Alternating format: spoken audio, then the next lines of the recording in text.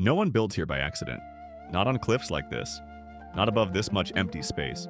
These monasteries feel less built than survived, and for centuries people climbed toward them, not despite the danger, but perhaps because the danger itself was part of the meaning. Because the strangest thing about Meteora is not how these monasteries were built. It is why humans wanted to leave the world behind badly enough to build them here at all. Meteora feels like a place the human body was never meant to enter. The cliffs do not rise gently. They break upward, violently, as if the earth itself suddenly stopped trying to remain human in scale. And then, you notice the monasteries, balanced above empty space, as if gravity stopped mattering there. Most sacred places try to welcome people. This place feels like it was built to test them first. For centuries, people climbed toward these monasteries, using unstable ladders, ropes, and narrow pathways carved directly into stone. Imagine standing below the cliff, looking upward at a monastery. You cannot simply walk into. No road, no easy entrance. Only stone, wind, height, and the decision to keep climbing. And the mountain never lets you forget your body.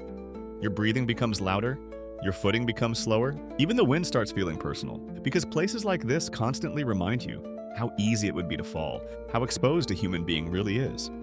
And maybe that vulnerability mattered, because far below, ordinary life creates the illusion of control. But up here, the mountain takes that illusion away almost immediately. And maybe that is the first thing modern life struggles to understand about places like this. The danger was not a flaw. It may have been part of the spiritual experience itself. Down below, life still feels negotiable, comfortable, distracting.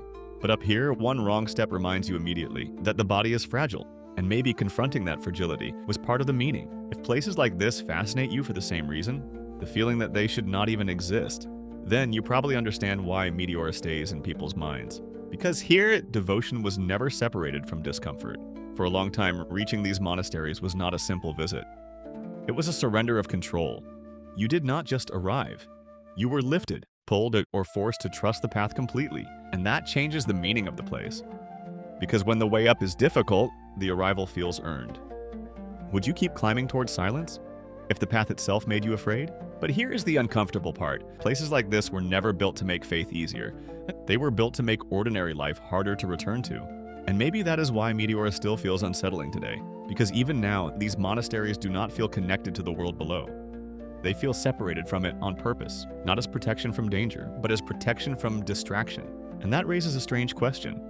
What happens to a human being when the world below starts feeling emotionally distant? When silence becomes unavoidable? When isolation stops feeling temporary? Because isolation is beautiful until it stops feeling voluntary. Modern life constantly protects us from silence. Noise follows us everywhere. Phones, conversations, movement, distraction. But places like Meteora remove all of that. And at first, that feels peaceful, until the silence becomes impossible to ignore. Because eventually, there is nothing left to distract you from yourself. And then something changes when you finally arrive. The violence of the cliffs disappears. Everything becomes quiet, not empty. Below, the world still moves. Cars, noise, conversations, deadlines. But up here, it feels like someone turned the volume of human life down. The silence does not comfort you at first. It exposes you. Most people look at Meteora and see architecture, but the real story here is psychological. Maybe humans have always needed places that make daily life feel less powerful. Places where silence becomes unavoidable. Places where distraction disappears. Places where the human ego suddenly feels temporary. And maybe that is why people still come here today. Not because they want to live like monks, but because places like this temporarily remove the feeling that modern life is in control of everything. The cliffs feel older than ambition, older than schedules, older than noise. And for a moment, the world below stops feeling important. Maybe that is why places like Meteora stay with people. Not because they look impossible, but because they reveal something uncomfortable about us. That throughout history, humans have repeatedly searched for places that felt emotionally farther away from ordinary existence.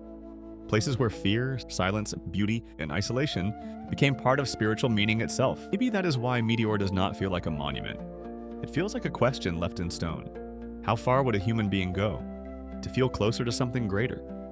Maybe places like this survive for the same reason.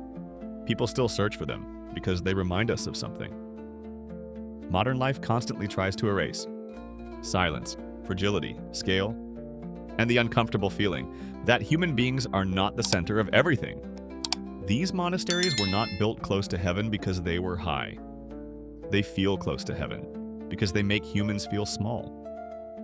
and maybe every civilization leaves behind one place. That was never built for comfort, only for meaning. And there are more places like that than most people realize.